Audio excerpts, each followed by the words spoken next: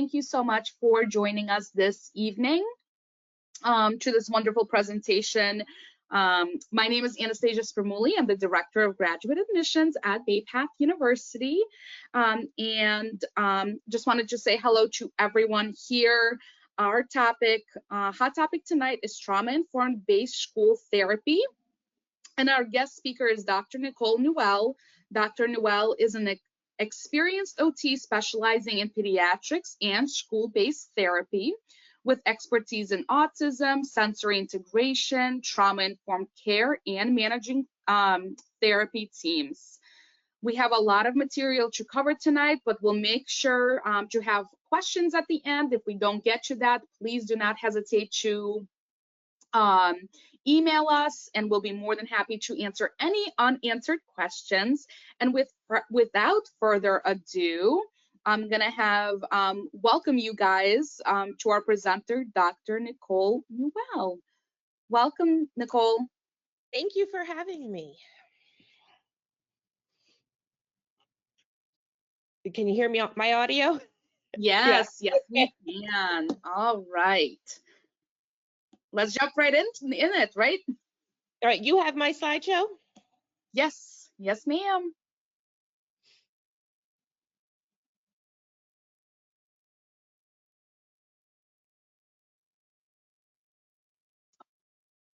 There we go. Oh, okay. Okay, I apologize. That's okay. And then just let me know how I advance it.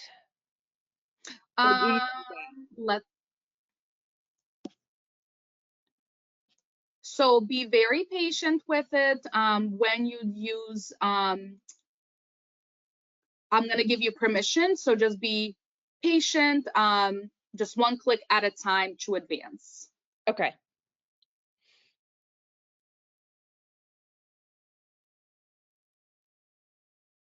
Thanks everybody for your patience.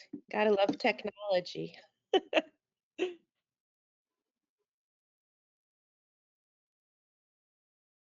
Are we good?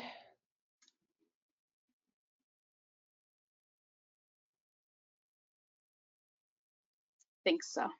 Okay, I'll start talking. Well, just to introduce myself, my name is Nicole Newell, and I have been a pediatric OT for 26 years. I graduated from Bay Path's OTD program in May, and my capstone was studying the effects of trauma on specifically children with autism. But in my research, I found a lot of evidence-based practices to support any student, not just a student with autism who has experienced trauma. So I want to share some of that with you guys tonight. I took an 8-hour training and condensed it to 1 hour. So if you want more info, I've got tons more. So those of you that are OTs know that as OTs, it is our role to analyze activities and then provide interventions, training, and modifications in order to help children with their self-regulation and developing resiliency. Both are very important skills to have after experiencing trauma. One thing I learned in my research is that in order for children to succeed in school, we need more research, we need more training, we need more collaboration, and we need to understand the specific treatment principles. So my goal is to give you guys a little bit of that information tonight. And let's wait for these slides to advance. There we go. So there are 6 main principles of trauma-informed care: student collaboration, cultural sensitivity, trust and transparency, advocacy, empowerment, and safety and stability. And I'll talk some about that, but briefly, student collaboration is that you're making sure that the student who has experienced the trauma is a part of the decision making. Cultural sensitivity, we all have to be very aware of different cultures and how different cultures respond to different types of trauma, but keep that in mind when you are planning your approaches to support them. Trust and transparency, these kiddos have really lost trust. Well, depending on their type of trauma, but it's very likely that someone that they knew and cared for has hurt them, and they have lost that trust. And so the more honest and open that you can be with the students, the better it is for them to start to trust you and develop a relationship. advocacy, not just us advocating for them, but teaching the children to advocate for themselves, empowering them to have some control over their life, and just consistent state safety and stability, because school might be the only place that they're receiving any of that. All right, I'm going to get good at advancing my slides before I'm done talking. So, when regard to trauma, there's a couple different categories of trauma, but one of the main ones that a lot of our students are going to have are considered adverse childhood experiences. So those can consist of things like abuse and neglect, but also household dysfunction such as mental illness, substance abuse, incarcerated relatives, um, witnessing domestic violence, divorce. Also, a lot of our children are in foster placement. We have many children that are homeless. And recently we were in Western North Carolina in my district, and we had, severe flooding and devastation from Hurricane Helene. So that's also something that has produced a lot of trauma in our students. Other risk factors for being more highly susceptible to having ACEs: poverty, social isolation, discrimination, having parents with poor parenting skills, inadequate family structures, social inequalities, and the parents who have experienced adverse child experiences. One other category too I would like to mention are we have a large population of migrant families in our area, and some of our students move up and down the coast with their families for work throughout the year. So these kiddos are never in a state of stability. They don't have a consistent home. They live with different people all the time. They're in and out of different schools. And so that is in itself a very traumatic experience, which then does impact their academic functioning. So some of the adverse effects of prolonged exposure to adverse childhood experiences are having very active stress responses, being very dysregulated in hormone production, high blood pressure, changes in heart rate, sleep, difficulty with executive functioning, trouble with stable relationships, and increased risk-taking behavior. We'll see some sexual acting out in children who have been susceptible and victimized sexually. So that's, one of the symptoms that you'll see. So just a couple little signs of PTSD in children and teens: nightmares, insomnia, increased irritability, withdrawal from friends and beloved activities, difficulty with school and concentrating, depression, and numbness. Now, with regard to children with autism or other children with significant developmental delays, these may be behaviors that are already occurring. So you need to look for a significant increase. Or like if you have a kiddo that's pretty social, that is now extremely withdrawn, or one that will flinch even when you come near them, and that never used to be the case, you're going to have to kind of be very aware for nuanced changes in their behavior. All right, this is a lot of information, and I'm not going to read it all to you because we'll be here all night. But these are also some other behavioral indicators, such as chronic exhaustion. How many of us have kiddos that are sleeping throughout the school day? Just diminished creativity, pessimism, just can't see the positive in anything. Recent difficulties with friends, just can't take other people's sides. They're feeling very defensive, or they're feeling very guilty, or they're demonstrating a lot of helplessness in a child that maybe wasn't always demonstrating that behavior. So there are a set of observable behaviors that we may be able to see at school, or the family may be noticing, but there are so many behaviors that are buried underneath that are not necessarily observable, such as fear and anxiety, flashbacks, hypervigilance. These are things that can be very hard to identify, especially in a nonverbal child. Specifically, when I did my research, it was specific to autism. So you have to watch the nuance in their behaviors and just things that are different. And you just have to really keep an eye on that with all your kiddos. If they seem off, they might be off. Okay, so what fight, flight, or freeze looks like in the classroom. So this is, I have a whole section on the whole brain impacts of what happens when you are having a trauma response. But so there's 3 general responses you could take. You can fight, you can flight, or you can freeze. So if you look at the chart on the right, some of that fighting behavior will be aggression, defiance, hyperactive, arguing, screaming, and yelling. Now, again, this is behavior that some of our children may exhibit regardless of trauma, but if a new behavior, one of these is a new behavior that shows up, or if it's getting increasingly more severe, could be a sign of a trauma exposure. Flight, these are the kids that are just withdrawn, they're not engaged, they could be skipping or sleeping, just avoiding, just shutting down, not interested. And then your freeze kids, these are your ones that have just completely gone. They're not even engaged with you anymore. And that can be really frightening if this is a child that has been generally very engaged with you. So as you could see on the left too, that this extended release of cortisol is impacting every system, their nervous system, their skin system, their immune system, respiratory, musculoskeletal, and cardiovascular. So it has a really significant impact on their health. Even just some GI issues. So you'll have digestive issues, nausea, vomiting, abdominal pain. You'll have children that will begin to have accidents that didn't used to have accidents, or will refuse to go to the bathroom and then end up with a lot of constipation and a lot of blockage. And you may even see some issues with swallowing. The cognitive effects of trauma, so their working memory, being able to have a little bit of like impulse control.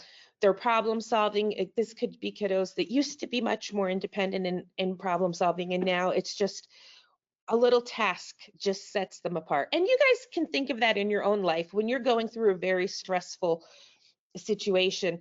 The little things just become harder, and then you get this hard task, and then you just want to burst into tears because you just don't have that skill anymore. So these could be some things that we would see with our kiddos if they've experienced trauma. Some of the psychological and social emotional impacts include their self-worth, their sense of self, their ability to self-regulate. We may have had kids that were pretty effective in using self-regulatory strategies, and now that's out the window. Their ability to process their emotions, and just having a sense of autonomy. If they've lost control over several aspects of their body or their home or their life or their education, this is going to be really impactful. Okay, so what's the educational impact? Why we're here for this conversation. So you're going to definitely have difficulties with academic achievement. If you are in this constant state of hypervigilance and alertness, you're not going to be able to focus on the material that's being taught to you. If you do not have a safe home to go, if you do not have a home period to go, you're going to have a hard time maintaining your academic skills, and that's going to be the same for school performance. We may also see increased absences, we may see tardiness, we may see just all of those kind of things go together. But so other ones, you just impaired participation in ADLs, poor reading, lower verbal IQ score, difficulty making, keeping friends, an increase in the repetitive and stereotypic behaviors, and like I said, increased absences. Come on, slide. So in preparing for my capstone presentation, I took a lot of trauma-informed coursework, and there is one that is out there that is free. And so if you guys look, I don't have the citation on this page, but I'll find it for you. But it was all about ways to do like school-wide screenings, how to really provide a trauma-informed school, and they were free. So they're a great resource that I can get to you if you were interested in it. But some components of a trauma-informed school include providing staff development and educators to better understand the impact trauma has on learning, helping students feel safe physically, emotionally, and academically, being holistic to meet the students' needs by taking into account their relationships, their self-regulation, their competency for academics, and their physical and emotional well-being. connecting the students to the school community and providing them with multiple opportunities to practice new skills. One thing I'll mention with our district, when we were closed after Helene, the community came together and the teachers and the staff went out and met up with these kids. They provided that sense of community to let them know we were still here, we were there for them. And that's one of the best ways to support someone who's experienced trauma. Accountability and adaptability. Again, it can be addressed in a tiered approach through the multi-tiered system of supports, or it can be addressed per class, per student. In your therapy sessions, you can have a whole group, you can just do one-on-one. So, I mean, OTs are quite capable of providing interventions for the whole district, doing in-servicing and training the teachers and doing groups and pushing into the classrooms. Then with some of the students that have maybe been identified as having experienced some trauma and could use some resources and extra support, you could do small groups. Collaborating, I've collaborated a lot with our school counselor so that we are overlapping with the skills that we're teaching. And then with your really specifically, the kids that really need that that intensive support, then you can do some like real direct therapy with them. And it can be done through a 504 plan if this is a child that needs the support, but that does not require special education. Okay, and then for those of you who are here that are not OTs, just so you know, our job is I have it for children with autism, but this is for all children. Our job as a related service in special ed is to make sure that our children can access the educational curriculum and benefit from their education in the least restrictive environment. And that includes their mental health and their ability to cope and problem solve and be resilient. And when they have experienced trauma, these abilities become limited. Okay, so here I'm going to start now with some of the practical stuff that you could apply into your sessions. So visual supports, be very predictable. The more that they know about what's coming and when it's coming, and the more that they have a choice in making the decision about it. It could be you have two things planned and you don't care in which order they're done. Let the child decide. Do you want to do this one first or do you want to do this one? Giving them a little bit of that control. Being repetitive and using, practicing rote and being consistent, and just the routine and consistency will help provide some of that stability that they're looking for. You can use social stories. There's a great new app that kind of Disneyfies the characters, and you can write a social story specific to the children. I mean, just coming out of the storm, I have one student whose home is completely gone. I have one student who just today, and it's like 6 weeks, was talking about how to get a car out of the water because of the rain. So like it can come up later, so we could write social stories to kind of address those things that are causing that rumination and perseveration. Then using techniques like modeling, backward chaining, chunking, and then using individualized reinforcement of their preferred activities and items. So one of the things that we talked about in my training was to develop a personal crisis plan. And you can find these online. It was a free one. But if you have a child that is specifically experiencing, like it says right on here, I know that I'm triggered. These are some things that can help me. These are some people I can talk to. These are some things that help me. This is the way I can keep myself safe. And have the child work with you to fill it out together. And that is their safe plan. And you can identify a staff member in the building that they feel connected to. That can be their safe space if they need to go in with them. And then over here is just a sample of a social story about flashbacks or intrusive thoughts. So there's a program that's called Coping Cat, and it's a cognitive behavior therapy background, but it's trauma focused, and it can be totally used within the schools. It can be used in therapy sessions. It can be used generally, and it teaches behavior management, relaxation. It helps them identify what they're feeling, what they're expecting, their attitudes and their results. And so I encourage you to check that program out. So you can use, and I have these kind of all over my building in therapy rooms, but how are you feeling today? And you'll see I have dogs, and then we have cartoons, and then we have emojis, and I have on my door on the way out of my classroom, we just kind of check in. How are you feeling today? And then we talk about why we're feeling that way. Sometimes kids leave therapy mad because it was over before they were ready. And just having those visuals around. I have another one that's related to superheroes, because I have a student that would just cry, but we wouldn't know if he was sad or scared or mad or overstimulated.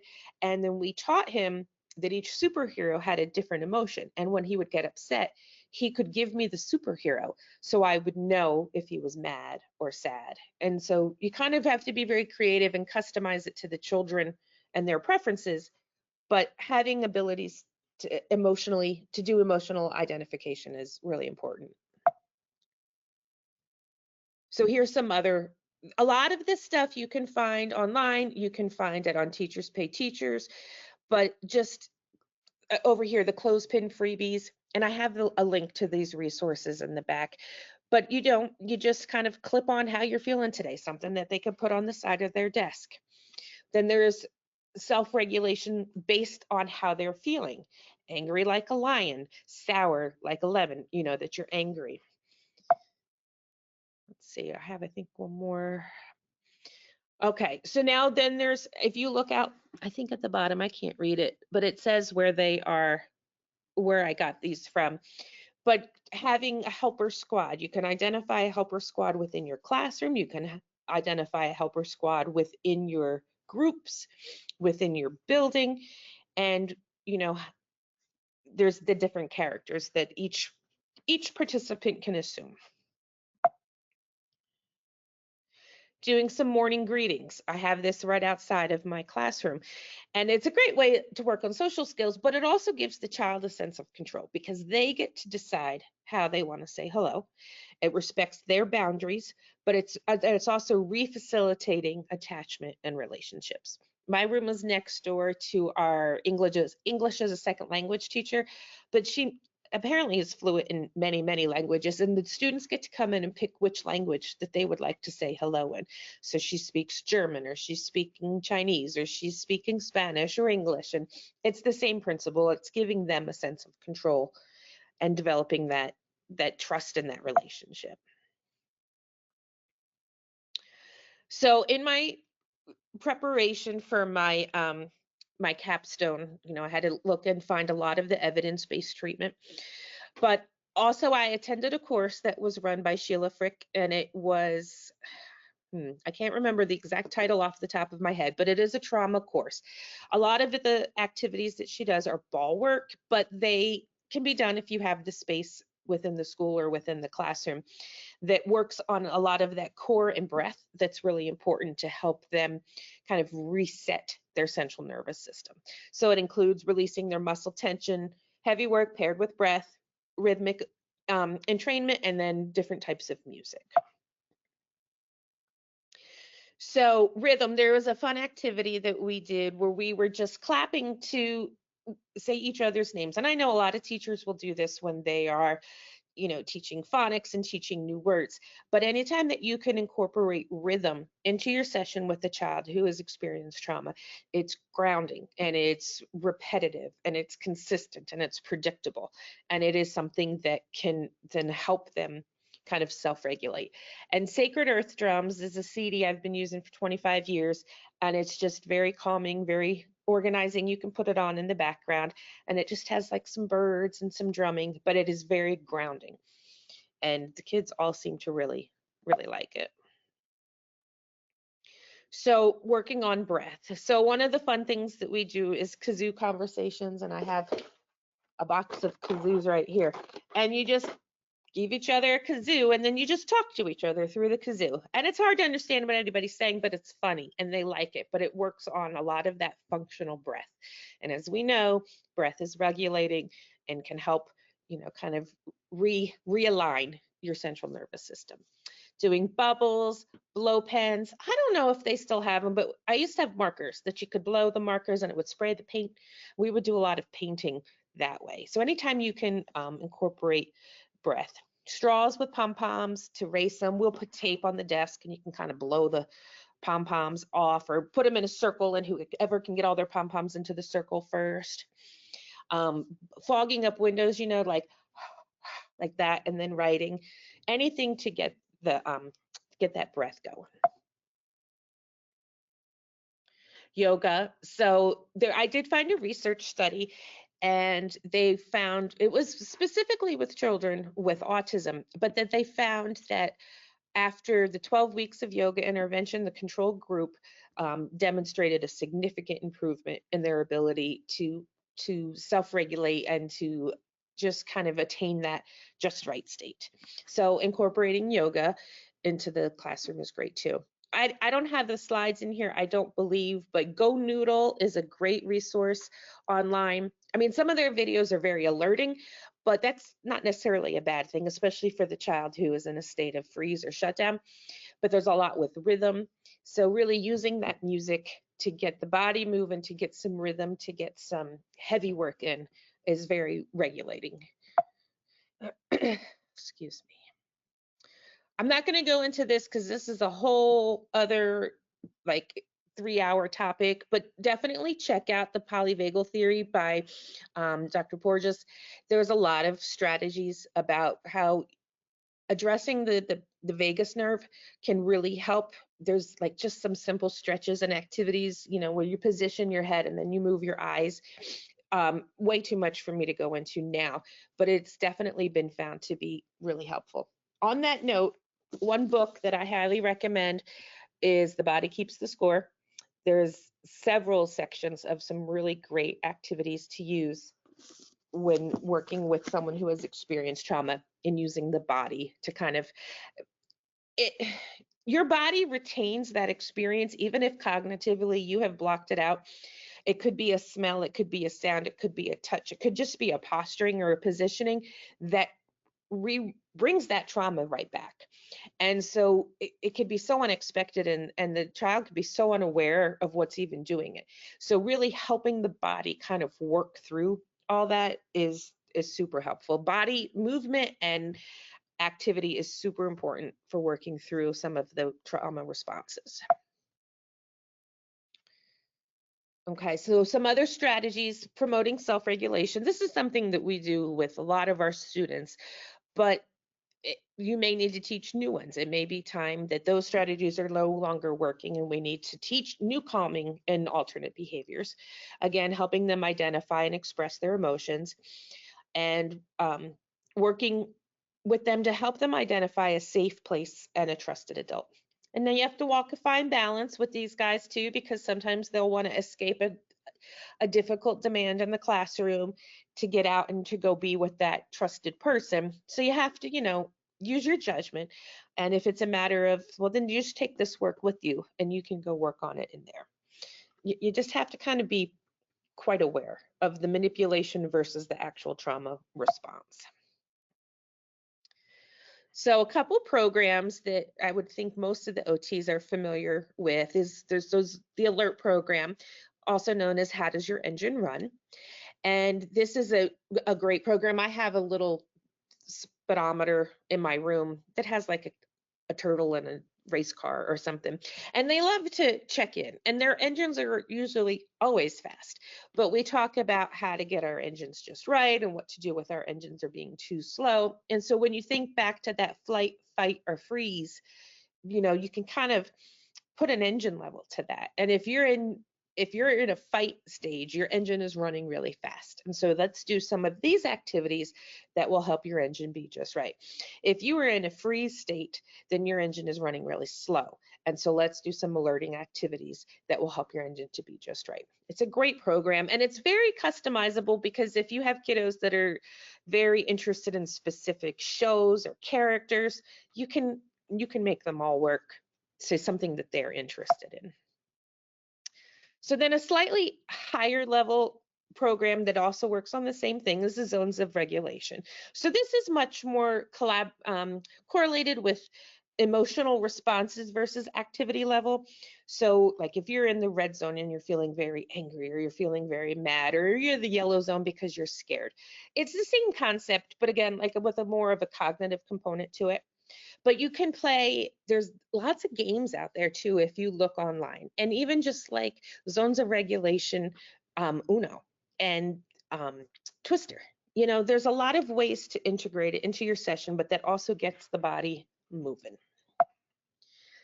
And this next program is one that three of my colleagues from a million years ago developed. And it's in line with the alert program and the zones of regulation, but it was geared specifically to children nonverbal children that needed a very intensive visual component to help them with their self-regulation.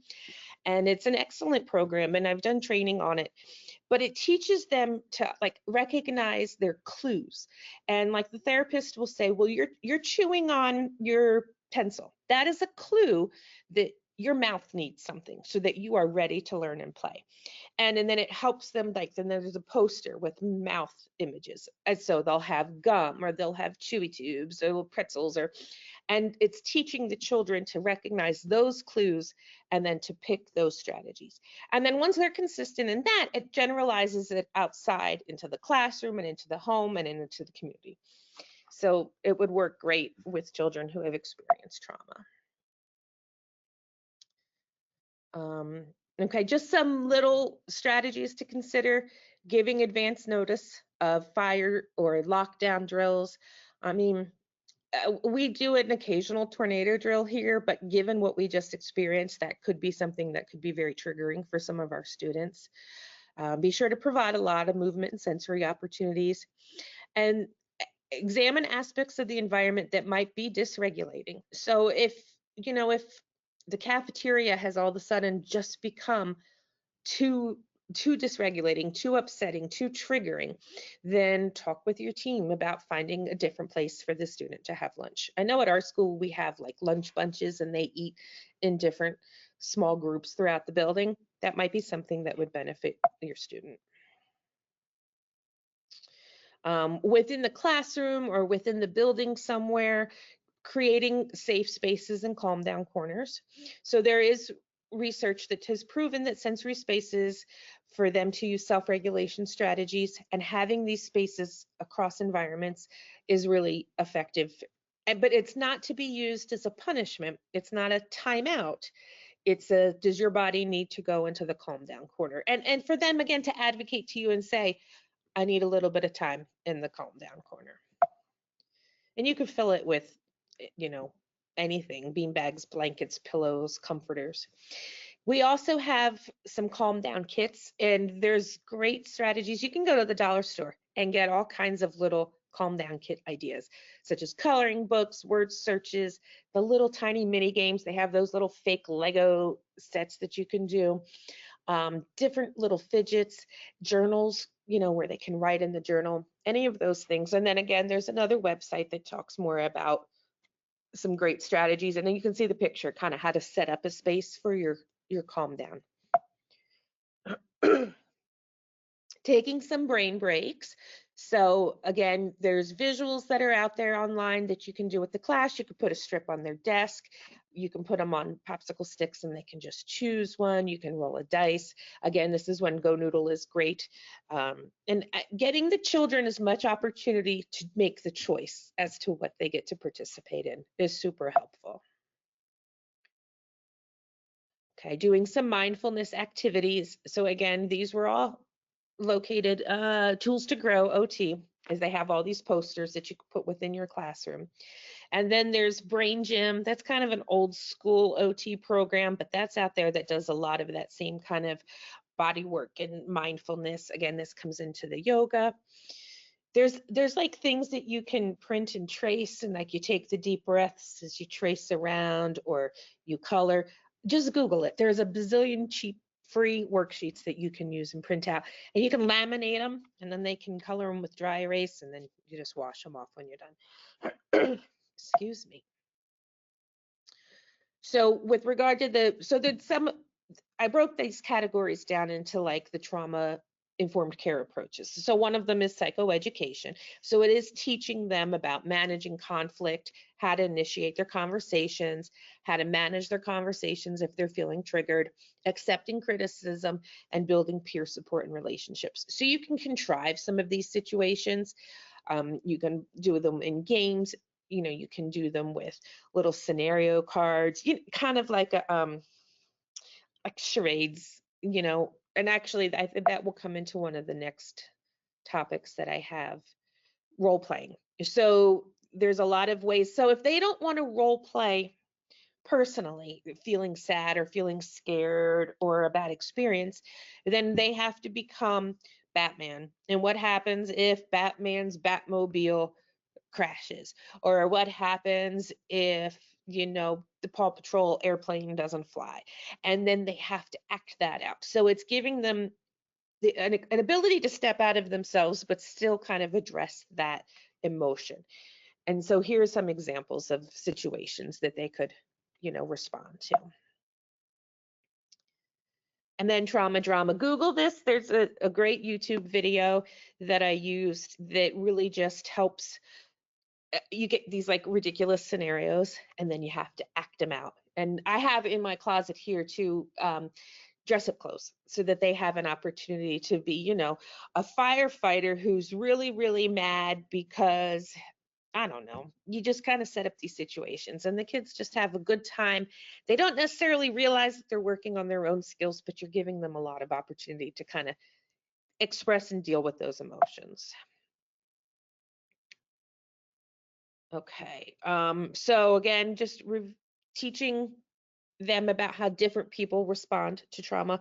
We were talking about it a little bit in one of my sessions the other day, and one of my kids is like, "Well, what is trauma?" And I told him, I said, "Well, that can be when something bad or sad or scary happens to you, And then he gave an example, and then his friend said, "Well, that's not scary." And we kind of talked about how it would be different for different people. But again, using visuals, social stories, videos, books, and games. And then again, you need to modify and adapt it. Make sure that you don't want to overwhelm them with too much language, you know, get, just knock it down a level so that it's really kind of basic but understandable. Let's see. Storytelling stones. So I made these, but you can also get these online for free. But if you look to the right, you'll see the pictures. They have different expressions on their faces, and then there's like different settings, and then there's different objects. And so you draw an object, you draw a setting, and then an emotion. And then you have to kind of write a story or tell a story about why this person feels this way because of this environment and this situation. Just another way to kind of work on expressing feelings and emotions and situational issues. Let's see. So then self-reflection questions. These are some things you can post right outside your class, right at your classroom door. The way you could end the day, you could start your morning meeting with that. What are you proud of for yourself today? How were you a good friend? What lesson did you learn today? What's the best thing that happened today? Something that I like to do with my own children is when I pick them up from school, we do 5 tiny things, because it can be easy to focus on all the negative stuff that goes on in a day or the bad things, but you could think of 5 tiny things that were good. And it could be something like, I got 4 cookies in my lunchbox instead of 3. But it was a positive, and it was something that was a tiny little good thing. And so kind of doing that 5 tiny things with the kids. I did that when we came back from the hurricane, and I said, well, what were 5 things that were actually good about us being out of school for 2 weeks? And one of them said, well, I got to play outside a lot, or I got to go to my papaw's house, or I got to go do this and that. And it kind of just helps them find a little bit of a good in a negative situation. So these are some kid books that address these kind of difficult situations. They're not necessarily very specific. Like a terrible thing happened doesn't refer to a specific event, but it addresses the fact that something terrible did happen. And then a couple other books that I have. This one has a lot of worksheets, and it's Building a Trauma-Informed, Compassionate Classroom, and it has a lot of strategies and worksheets in it. And then Transforming Trauma in Children and Adolescents. There's a lot of really great resources out there. bit. And I didn't have them all in here too, but like Sesame Street has a ton of resources to talk about. I mean, they had one for the pandemic, and then they had some for, they just have a lot of really great videos. And if you can provide those for your kids to watch with characters they're familiar with, then it's not as scary to kind of deal with. Okay, just a few final suggestions. um, for your kiddos that have experienced trauma, warn the students if there's even going to be the slightest change in the routine. Again, giving them that stability, that consistency. If you couldn't warn them because it was a legit fire in the cafeteria, talk with them about it, process it with them. Increase the levels of support and encouragement. Have very clear expectations. Clarify any of their perceptions. If they're feeling victimized or they're feeling targeted, be honest with them and kind of work it out. And, if they want to talk to you about this situation, it's okay that if it's not the right time, if you're in the middle of a session or you're in the middle of a meeting, tell them that you definitely want to talk with them, but you have to make a time to do it later, but follow through with it. And like I said before, give them as many choices as you possibly can. Now, don't give them free rein and say, well, what do you want to do? Because that could be super overwhelming, but give them 2 choices and say, which one would you like to do first? And so just putting some of that kind of control back in their hands. And then another just additional thought is be very careful with consideration to discipline. We don't know necessarily the type of trauma that has been, we have some children who have been neglected, who have been put in spaces away from their family members. So when you're considering your discipline, think about what actually you're doing. If you're putting a child in timeout, you are removing them from the environment and the people that they trust. Is there another way that you can address that behavior? And I believe that is everything I have for you guys. Anybody have any questions?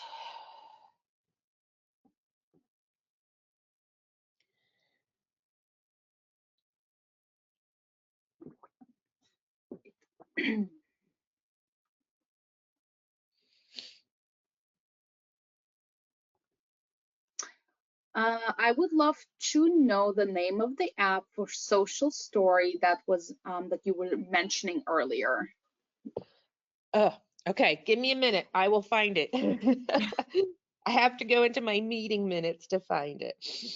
And if anybody has questions, please use the GoToWebinar question box, type in your questions, and we'll be able to read them out for a couple of minutes and answer any questions. And again, if we don't get you something tonight, please feel free to email the presenter or us in grad admissions, and we'll be more than happy to pass it along to Nicole and have the answers to you guys. I believe the app is called the Stories app.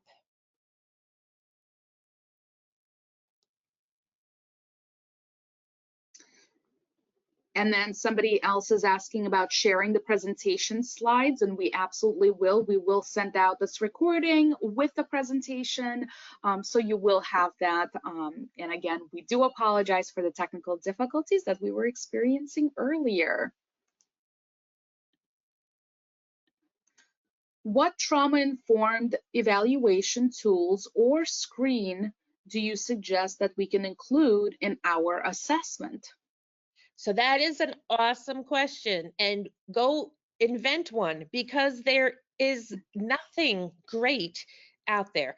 A lot of my research, especially when you're working with children with autism or nonverbal learning disabilities, it's almost impossible to discern the behaviors because they are so they just overlap so much. But if you go to Screen Time, I believe that's the name of the website. They have a whole like webinar it's free that talks about how to do some evaluation. And it doesn't need to be done by an OT. It could be done by a school administrator, and it can be done like by a teacher on back to school night with the whole group. It could be done with specific kids that you may suspect have some issues. But with regard to a specific evaluation, there is not one. And it's really just a matter of you asking the right questions and gathering the right information. And also remember that you may not get accurate information. Some children will not admit to the trauma that they've experienced. Some caregivers may deny that the trauma occurred. Some caregivers may be the perpetuators of the trauma. So it's a very, you know, tight balance, but definitely check out that screen time um, training. It was really helpful.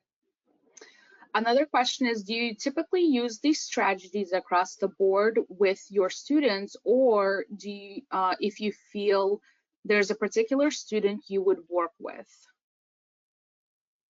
It depends on the kiddo. I mean, I have my poster boards for the ready to learn and play with the different categories.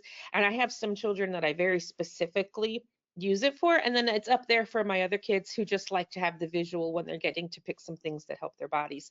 I always use the terminology about their engines and my engines, and we talk about emotions when we leave the door. So it is something that I do with everybody, but I would do it more targeted and more specific with a child that I knew who had experienced specific trauma.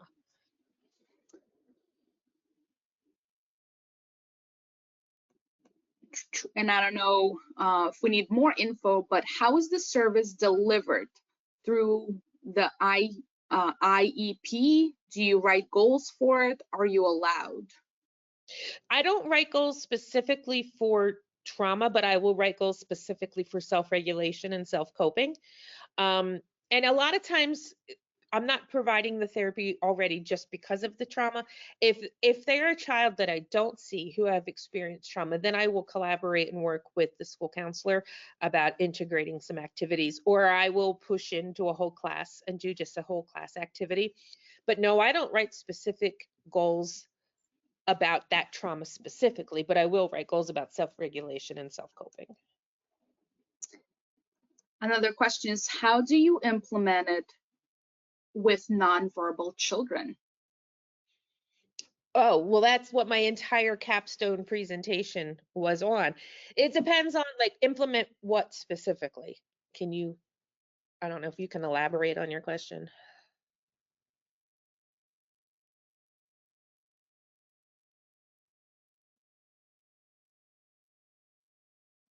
Do we get an elaboration? Still waiting. Okay. Well, Working out trauma. okay. Well, that it's very difficult with this population because a lot of times they'll especially with autistic kids, they already exhibit a lot of the behaviors that are exhibited by someone who has experienced trauma. So it's a matter of tweaking out which behaviors are new, which ones are more intense. You know, did they used to be a kid that really craved squeezes and all of that, and now they're very defensive if you even come near them? Are they startling to sounds? So you have to be very, very careful about that. But there is an app, and I have to find it. Well, it's not out yet, but it is coming out. But it was developed by at the Kennedy Krieger Institute. And it looks almost like a video game. And it's an app on their phone and it's used specifically to kind of assess and determine trauma exposure in nonverbal kids. I have a ton of information, so feel free to send me an email because, like I said, I did it for an 8-hour training. There's a lot there, but it can be done with the nonverbal kiddos, definitely. Do you have any suggestions for the differentiating between behaviors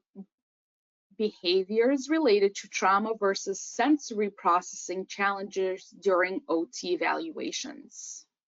Well, you would need to, it's hard during evaluations because you don't know the child. So you don't have a baseline to determine if this is their normal sensory and then it's changed because of trauma, or if they're acting like this because it is a trauma. If they're new to you, it'll be very hard to discern that. You'd need to get information from the family or whoever brought them for the evaluation. When did the behavior start? Has this been a behavior that have they always been STEMI in this way, or is this something that has happened that is new? You have to do a little bit more investigating about it for that. All right. If any more questions come in, feel free again to email us and we'll be more than happy to get them to Nicole to answer you guys. Or I'll take one more. There's one more that just came in. Okay. How do you get the a couple more. How do you get the entire school trained on this? The county I work on looks at me like I have 7 heads when I say something about trauma. Yeah. Well, it takes a lot of advocating as the profession of OT. You got to go back. You got to teach them about how we got our roots in mental health. You got to teach them that we are, because they think we work on handwriting and that's what our job is in the school. Well, that is not what our job is. So you have to spend a lot of time, find somebody in upper level administration who's really interested and who's really eager. And I did a training as part of my undergrad or my graduate work with my director and also the director of the whole counselor guidance department. We met together. And then she ended up coming to my training some. So we developed that relationship. And she was like, I had no idea that you had this experience. So it's really a matter of you educating and advocating for the profession that, in fact, we are quite capable of providing this support. All right, last question. Any suggestions for ensuring trauma-informed care strategies are culturally responsive and sensitive to the diverse backgrounds of students? Well, you have to look at each student individually, because what may be very culturally appropriate for you could be completely inappropriate for another. So you're going to have to just take it on a very specific level.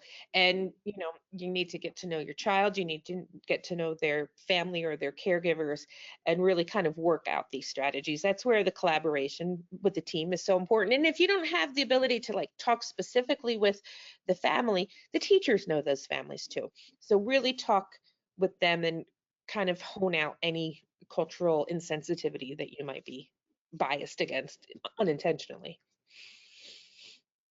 All right, well, thank you so much, Nicole, for sharing your expertise. Here's how to get in contact with us. We also welcome any follow-up questions that you might have. Follow us on social media. We do thank you, Nicole, and each of you for joining us tonight. We will share the recording and the presentation slides with you guys in the next few days. And this is just some information if you are interested in applying for our post-professional OTD program. We do have a phenomenal opportunity for those working within the school system for OTs, and it's our OSEB grant. You can read more information on the slide. There's more information on the website. And if that is something you're specifically interested in, please do not hesitate to reach out to me. The deadline to apply and submit everything is December 1st. That's coming up super fast. So please reach out with any questions if you have pertaining to that. And I'm very excited to announce that I will be teaching one of those courses. So that's phenomenal. That is yes. so phenomenal. So I'm super excited to have the opportunity. Yep. So thank you all so much for joining us tonight for the hot topic. We really appreciate your presence, and I hope you all have a wonderful night. Thank you.